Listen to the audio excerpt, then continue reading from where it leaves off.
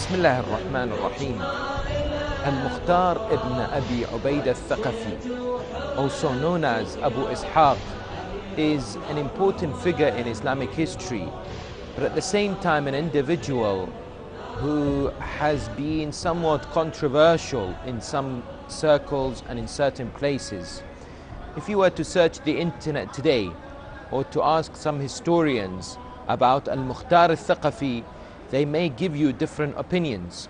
They may refer to different texts. But having said that, Mukhtar is an individual who left his mark in history and had a legacy. And today some people have attempted to distort the life and the achievements and the statements of Mukhtar to suit their own agendas. Here we are in Masjid Al-Kufa, whereby behind me is the entrance to the shrine and the grave of Mukhtar Al Saqafi. Thousands come to pay their respects and to indeed recall the heroic actions and the determination to avenge the blood of Imam Hussain and the Ahlulbayt in Karbala. When we look at the life of Mukhtar Al Saqafi, a number of important questions are posed. First of all, who is he? Which family does he come from? Secondly, why did he not fight with Imam Hussain in Karbala? And thirdly, why did he not support Muslim ibn Aqeel? Fourthly, what did the Ahlulbayt alayhum salam say about Mukhtar? And fifthly, how did he avenge the blood of the martyrs in Karbala? His actions, are they justified in Islam or not? The life of Mukhtar Al Saqafi has been a subject of recent interest, for we find that a television series was produced in Iran which took several years for the production to complete. A television series that indeed has intrigued many people and had posed a number of questions about the personality of Mukhtar and had demonstrated his achievements. If you look at and if you examine the story of Mukhtar, you'll find he comes from the Saqafi tribe. His father, Abu Ubaidah, is the brother of Urwa ibn Mas'ud Al Saqafi. Urwa ibn Mas'ud Al Saqafi is the grandfather of Layla, the mother of Ali Al Akbar. The role, of course, of Ali Al Akbar, and in certain traditions, Layla in Karbala, is something that many people have come to know. Yet when it comes to Urwa ibn Mas'ud Al Saqafi, and when you examine the life of Urwa ibn Mas'ud, you'll find that he had prominence amongst the people in Mecca. He was referred to as one of those whom the people wanted to somehow be the leader as opposed to the Holy Prophet. The Quran says, if the revelation was revealed to two people from Mecca, and one of them was Urwa ibn Mas'ud. Later he embraces the religion of Islam and goes to the city of Ta'if, whereby he propagates the religion. He is killed and by being pelted with stones. The father of Mukhtar Al Saqafi, Abu Ubaidah, was killed when Mukhtar was 13 years of age in a battle close to this city that we're in, Al-Kufa, sent by the second Khalifa, Umar ibn al-Khattab. He was trampled under the elephants. And therefore you'll find that the early years of Mukhtar was somehow not documented in history. The first point of controversy in the life of Mukhtar Al Saqafi is with regards to the peace treaty of Imam al-Hasan al-Mujtaba, peace and blessings be upon him. Some narrations have suggested that Mukhtar came to his uncle Sa'id ibn Mas'ud Al Saqafi and suggested that he hand over Imam al-Hasan to Muawiyah. Why? Because Imam al-Hasan had somehow signed this peace treaty, and therefore there is a suggestion in history that Mukhtar did this. This narration is indeed rejected for a number of reasons. Number one, the idea that the tradition that suggests Mukhtar somehow is disloyal to Imam al-Hasan is mursal, In other words, the chain of narrations is broken. Number two, Amir al-Mu'mineen would address Mukhtar when he was young, and he would say to him, Ya Kayyis, Ya Kayyis. In other words, the one who is intelligent, the one who knows what to do at the right moment. And thirdly, people understand and know the personality of Mukhtar was such that he would not give up easily. He would not surrender in the easiest possible way. He was a courageous, brave human being, a man who would fight and never give in. Therefore, how would he suggest that Imam al-Hasan is somehow handed over to Muawiyah? Historians have rejected this first point and this controversial accusation. Mukhtar Al Saqafi, of course, is from the Thaqafi tribe. And the Thaqafi tribe were known as aristocratic, very well known. Many of them later had a role from both sides when it comes to Karbala.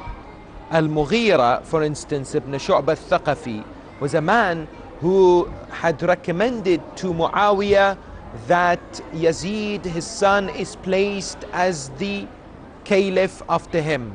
Likewise, we have Al-Hajjaj ibn Yusuf Al-Thaqafi, the ruthless, murderous dictator who indeed caused havoc and terror across Iraq, killing many thousands of the followers of the Ahlulbayt. At the same time, we are told that Mukhtar himself was a farmer. He spent his early life in farms and away from the hustle and bustle of the cities.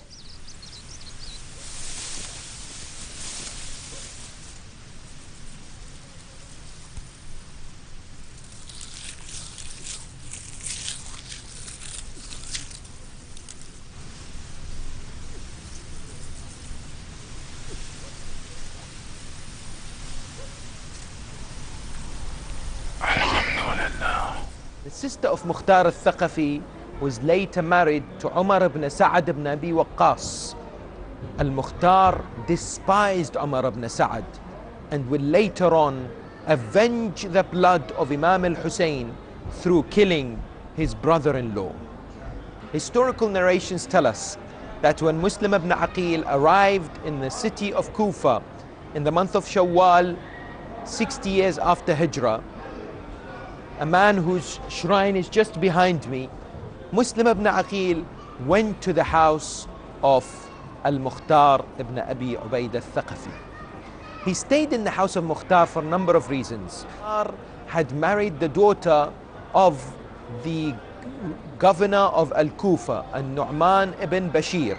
Therefore, it was a secure place to stay.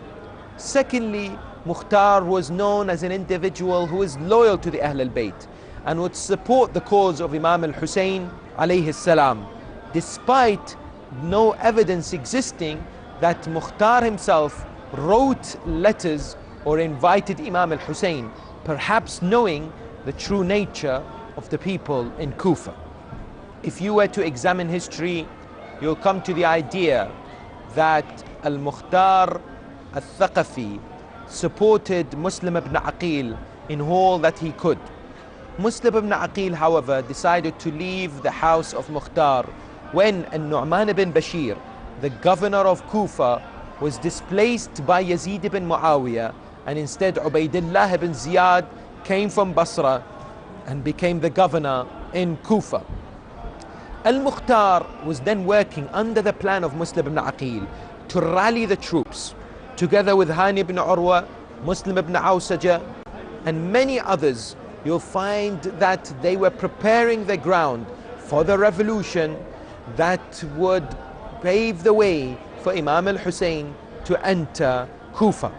When Mukhtar once was rallying and trying to somehow gather different fighters from different tribes just outside this holy city of Kufa, we are told that Muslim ibn Aqeel was left with no choice but to surround the palace, the Qasr al-Amara in the city.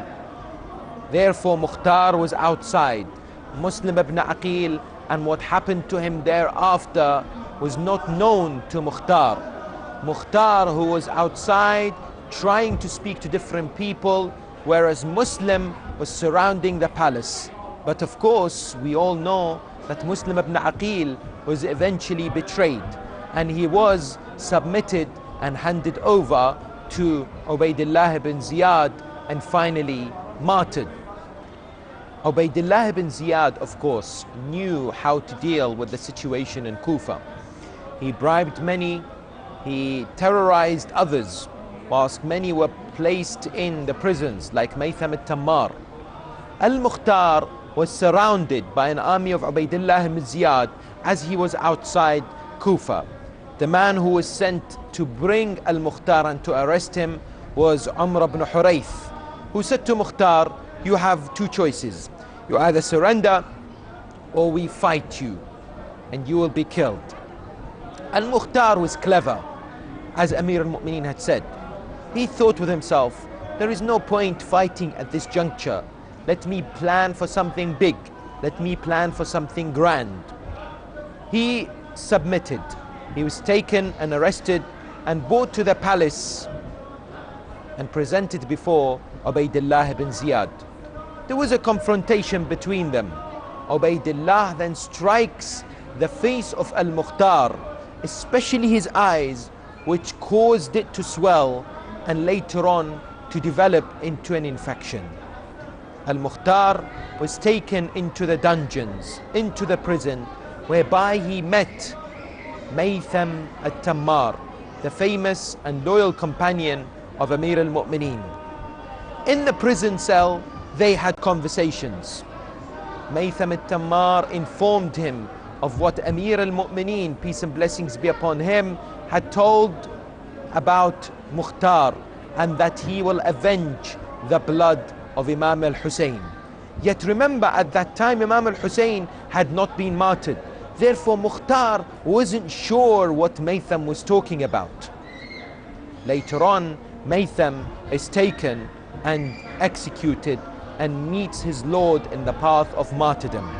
Whilst in prison, Mukhtar thought of a way to leave this particular area. Narrations tell us that he was still in prison when the caravan of the captives of the Ahlulbayt passed by. He either saw or heard what was happening in the streets of Kufa. He witnessed the head of Imam al-Hussain and the Ahlulbayt, as well as the family members, being carried on spears, and this indeed shook Al-Mukhtar. He spent a great deal of time weeping and crying and mourning over the sad news of the martyrdom of Imam al-Hussain. Mukhtar was determined to leave the prison. What he did was, he wrote a letter to his sister Safiya, who is married to Abdullah ibn Umar. Subsequently, Abdullah ibn Umar wrote a letter to Yazid requesting that Al-Mukhtar is freed from the prisons of Ubaydullah ibn Ziyad here in Kufa. Ubaydullah, when he received a letter from Yazid, reluctantly let Mukhtar out, despite having hatred and animosity towards him. Gave him 3 days to leave Kufa, and in these 3 days he plotted to assassinate Mukhtar. Yet Mukhtar was very brave and very well aware, and therefore managed to flee this assassination attempt and made his way to Mecca. سرانجام در محرم الحرام سال 61 هجری قمری، عمر سعد به رویای پادشاهی ری با لشکری انبوه راه را بر امام و یاران اندکش بست. به گواهی تاریخ دهم محرم الحرام سال 61 هجری قمری واقعی عاشورا به وقوع پیوست و در جنگی نابرابر امام و یارانش به شهادت رسیدند.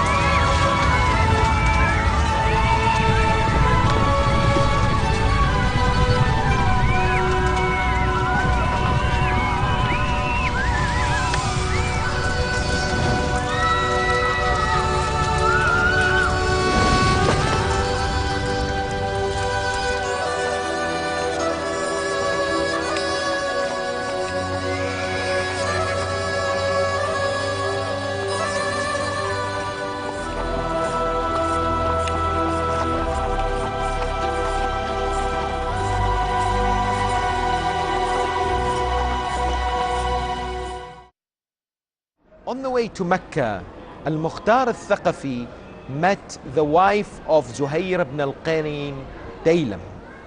And the wife of Zuhair informed him about what had happened on the plains of Karbala on the day of Ashura. This increased Mukhtar's determination to fight and avenge the blood of the Ahlulbayt and bring the perpetrators of this crime to justice.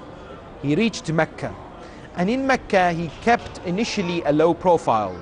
He went to see Muhammad ibn al-Hanafiya, the son of Imam Ali alayhi salam. In this discussion between Al-Mukhtar and Muhammad ibn al-Hanafiya, Al-Mukhtar discussed the possibility of staging an uprising against the Umayyad rule and began to plant the seeds for this revolt and for his government to be established.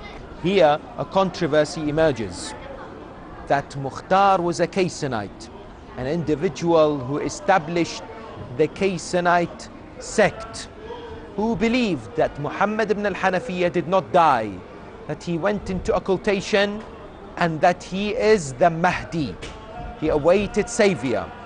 They say that Mukhtar was the founder of the Kaysanites for a number of reasons. Those advocating this, and I have seen this discussed in the 21st century, people accuse Mukhtar Al Saqafi of being a Kaysanite who believed in the personality of Muhammad ibn Hanafiya to be the last Imam for a number of reasons. They say Imam Ali said to him, Ya Kayyis, Ya Kayyis. Number one, they say therefore, because of this, he took this title and formed the Kaysanites. Number two, he had an individual who was the head of his police by the name of Kaysan ibn Amra, who was a Persian and indeed helped him to seek avenge and retribution for the blood of Hussain. And thirdly, they attribute to Mukhtar narrations that state that he has communications with Archangel Jibreel, that he is a prophet of God. We reject these accusations and we answer in the following. If we examine Ayatollah Al-Khui's famous work, Mu'jam Rijal al-Hadith, we are told that this accusation is easily dismissed. How? Because when we look at the year that Mukhtar Al Saqafi was martyred and killed, that was 67 after Hijrah, whilst Muhammad ibn al-Hanafiya died 81 after Hijrah. Therefore, Mukhtar could not have established the Kaysanites because Muhammad ibn al-Hanafiya was still alive. How can Mukhtar believe that Muhammad ibn al-Hanafiya had somehow gone into occultation when Muhammad ibn al-Hanafiya was clearly still alive, living in Mecca, and Mukhtar was martyred 67 AH and Muhammad ibn al-Hanafiya died 81 AH. The second thing is, some people say that Mukhtar referred to Muhammad ibn al-Hanafiya as Amir al-Mu'mineen, commander of the faithful. They say that is proof that he thought he is the awaited or the final savior. This comes from the misunderstanding and lack of appreciation of the usage of titles in history. Sometimes certain titles are given to certain individuals. Just like when people recite the famous ziyarah known as Ziyarat Warith. When we recite Ziyarat Warith, we recite the following. We are addressing Imam Hussain. We say to Imam Hussain, Ashhadu annaka al-Imam al-Hadi al-Mahdi. Some people believe that when we're saying this, we're addressing the 12th Imam, whereas in reality, we're talking and we're addressing it to the third holy Imam, Sayyid al-Shuhada, Aba Abdullah al-Hussain, salawatullahi wa salamu alayhi, despite giving the title Al-Mahdi. Likewise, if Al-Mukhtar had used the title Amir al-Mu'mineen to Muhammad ibn al-Hanafiya, it was nothing but to highlight his status and the fact that he would attain the commands of what to do later on in his revolution from Muhammad ibn al-Hanafiya, as we will be discovering that Imam Zayn al-Abidin, in order to deflect attention as the intention was on him, made Muhammad ibn al-Hanafiya in charge of the affairs of Mukhtar and to direct the revolution of Mukhtar. thirdly, the narrations that suggest that Mukhtar somehow claimed prophethood or claimed relationship with Jibreel are all weak, fabricated, and have no place. Therefore, Mukhtar had no connection with the Kaysanites. He was a loyal follower of the Ahlulbayt who fought courageously and left a long-lasting legacy.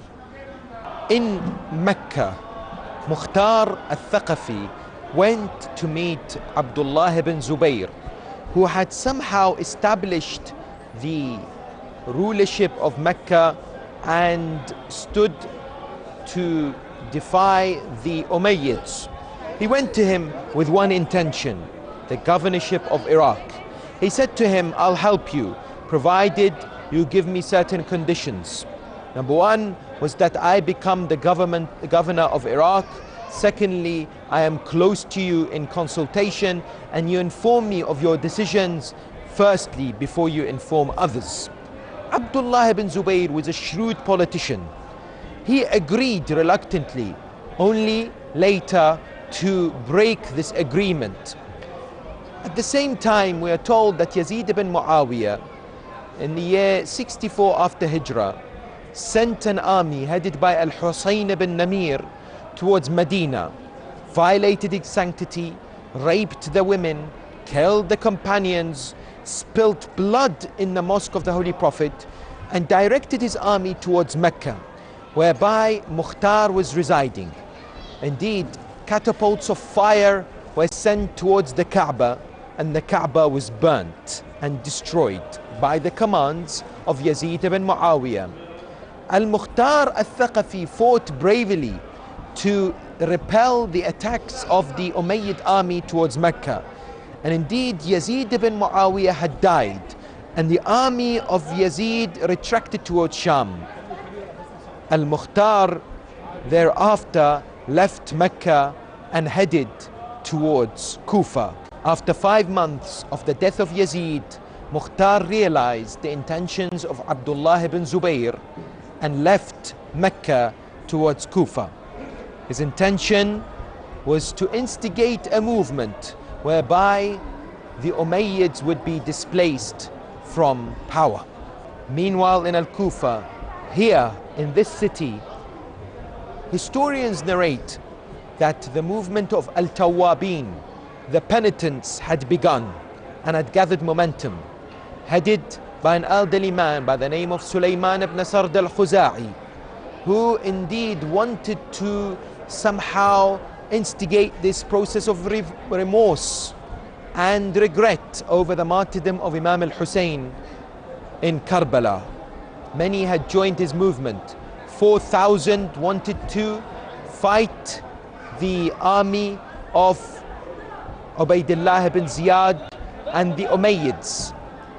What had happened therefore is that their intention and their goal was simply to attain martyrdom and nothing more.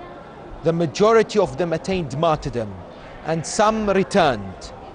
At the same time, the governor in Al-Kufa was a representative and one placed by Abdullah ibn Zubayr in Mecca. Al-Mukhtar had an easier task. He came to Kufa. He started to rally the troops.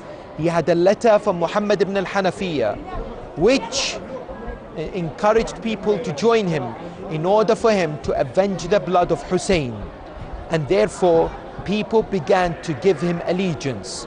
And he prepared for the uprising that it would establish the government of Mukhtar in Kufa. On the 13th of Rabi' al-Awwal, 66 years after Hijrah, Mukhtar ibn Abi Ubayd al-Thaqafi becomes the ruler of Al-Kufa. He removes in this revolt the man placed by Abdullah ibn Zubayr and takes over the Qasr al-Amara, the palace of governorship in this city. Mukhtar, who is buried just inside here, right beside the shrine of Muslim ibn Aqeel, came to establish his government upon very important principles. He said to people, you will give me allegiance based on the book of Allah, the sunnah of the Holy Prophet, وَالطَّلَبْ بدماء أهل البيت, and seeking avenging of the blood of the Ahlulbayt. One of the first things that he did was to equate the distribution of wealth between the Arabs and the non-Arabs. How? He was inspired by the government of Amir al-Mu'mineen. He sought lessons from the great justice of Ali ibn Abi Talib, and therefore he would look at everyone with equal eyes. Number two, he began planning to capture, execute, and thereby bring happiness to the hearts of the Ahlul Bayt when it comes to those criminals who perpetrated the crime of the killing of Hussein, his family and his companions on the day of Ashura.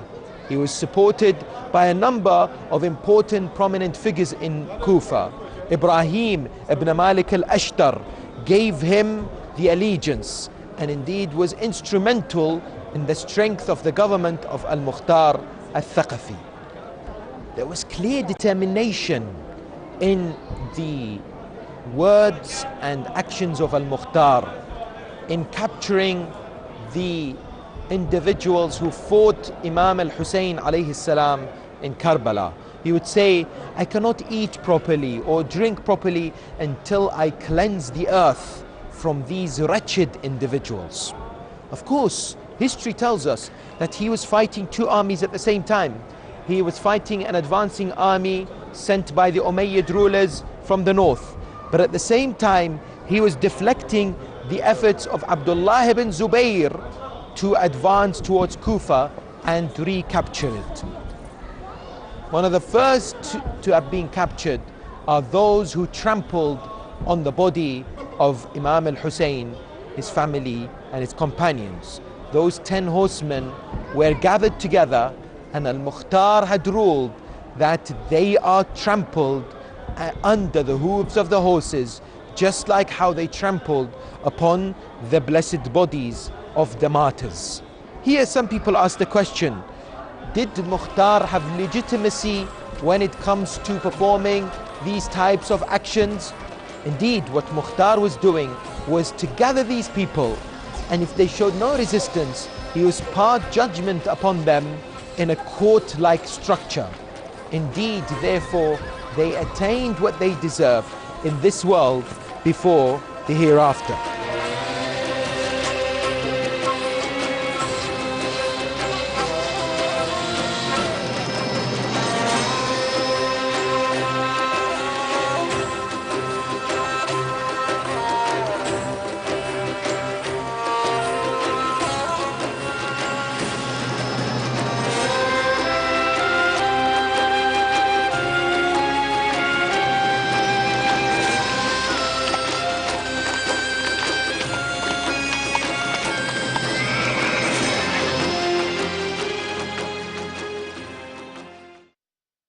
Mukhtar then looked for Khawli ibn Yazid, the man who brought the head of Imam al-Hussain to his house and was boasting to Ubaydullah ibn Ziyad that he was the one who delivered the head of Hussein. He sought him in his house. His wife had told about him, and he indeed was killed. Umar ibn Sa'd ibn Abi Waqqas, a man who had married the sister of Mukhtar. As mentioned earlier, Mukhtar despised him and was looking for him. Umar ibn Sa'd was in Kufa, afraid in his house. Mukhtar sends Kayyan, who goes inside the house, finds him asleep, and as soon as Umar ibn Sa'd wakes up, his clothes get tangled in the bed, and Kayyan strikes him, therefore ending his life. His son Hafs, who was present in Karbala, who would say to his father when Imam al-Hussain was praying, do not let these individuals pray, because our army members will feel sympathetic and shower Hussein with your arrows. He would brought forward to Mukhtar. Mukhtar said to him, look at the head of your father. What do you say? Hafs says, there is no point living after my father. At that juncture, Mukhtar also sent him to hellfire with his father and said indeed this is in revenge for Hussein and his son Ali al-Akbar, then he stood and said, no way one can compensate the martyrdom of Abu Abdullah and Ali al-Akbar. The list of those whom Mukhtar sought continued. Zayd ibn Raqad al-Juhani, the man who struck the arms of Abu al-Fadl al-Abbas. You have the man who struck Imam Hussain when he was standing after being hit with a stone, when he struck him on his head, on his helmet. All these people were brought together, and indeed justice was applied to them. Shimr ibn al-Jawshan was running away from Mukhtar. He knew what his fate would be. In Al-Basra, he sent a letter in order for him to be saved. The letter was intercepted, and at the same time we are told that some of Mukhtar's men went to Basra, fought Shimr, and he too was killed. In the year 67 after Hijrah, Mukhtar sent Ibrahim ibn Malik al-Ashtar, a brave warrior in Al-Kufa, towards the advancing army of Ubaydullah ibn Ziyad from Sham, from Damascus. And he specifically asked him to kill Ubaydullah ibn Ziyad. The army of Ibrahim was 12,000. Hussein ibn Namir came forward with 20,000. And of course, with him was Ubaydullah. Ubaydullah had a boil on his leg. The boil was because he was poking and disrespecting the head of Imam al-Hussain, and a drop fell on his thighs. It developed a boil which indeed had a foul smell. Therefore he would spread his body with musk, with perfume. In the battlefield he was identified by that musk, and Ibrahim ibn Malik al-Ashtar killed Ubaydullah ibn Ziyad and brought his head back to Al-Mukhtar. Al-Mukhtar subsequently sent the head of Ubaydullah ibn Ziyad as well as Umar ibn Sa'ad to Imam Zayn al-Abidin al-Madinah. This brought great happiness to the family of the Holy Prophet. They witnessed that the enemies of God had met their fate, and indeed their punishment in the hereafter would be greater. But Mukhtar was seeking one man in particular, and that was Harmala ibn Kahil. Mukhtar was looking for one man, Harmala ibn Kahil, a man who is an expert in archery and indeed had experience and expertise in precisely directing his arrows. When he captured Harmala, Harmala said to him that on the day of Ashura there were 7 arrows that he used. 4 of them were of importance. One was directed towards the eyes of Abu al-Fadl al-Abbas, another towards the 6-month-old baby of Imam al-Hussain. The third was towards Imam al-Hussain himself when he stopped to wipe the blood from his holy forehead.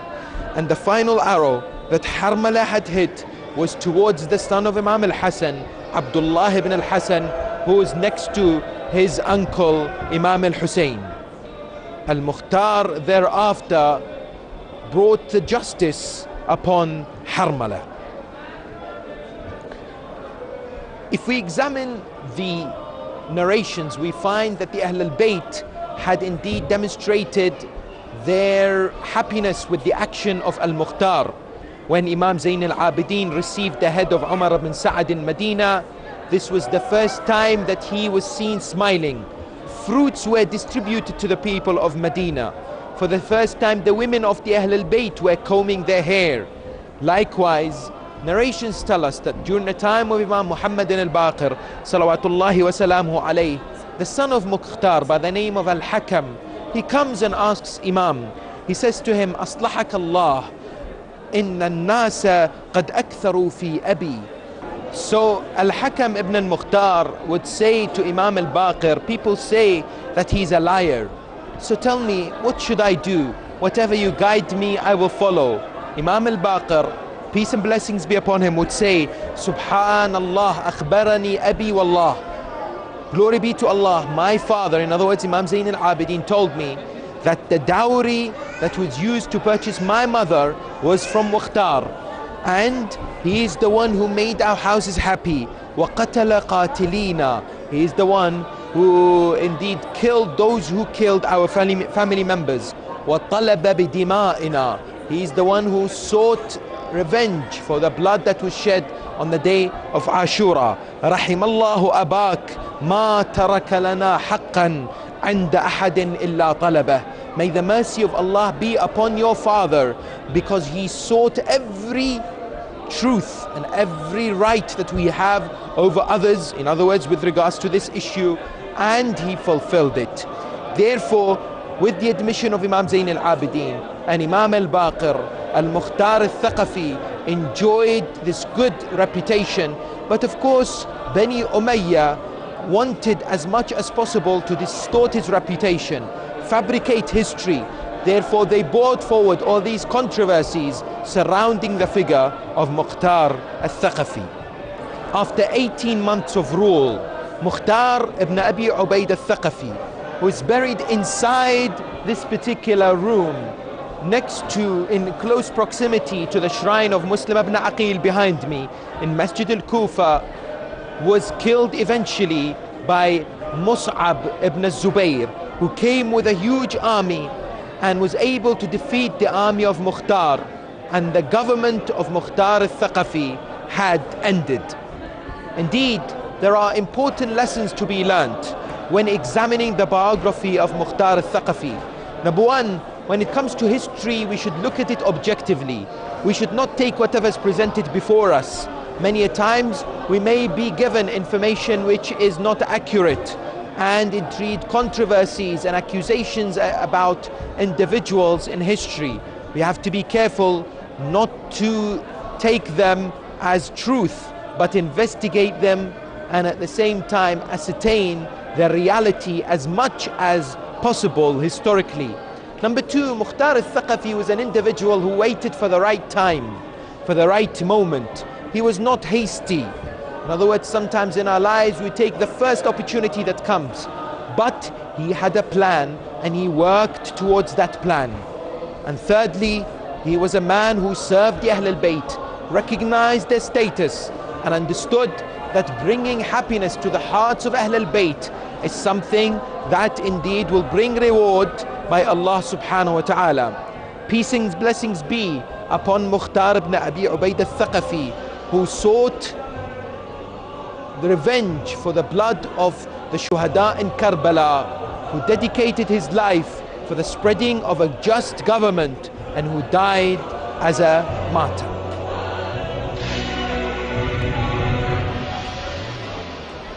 يا نار الخير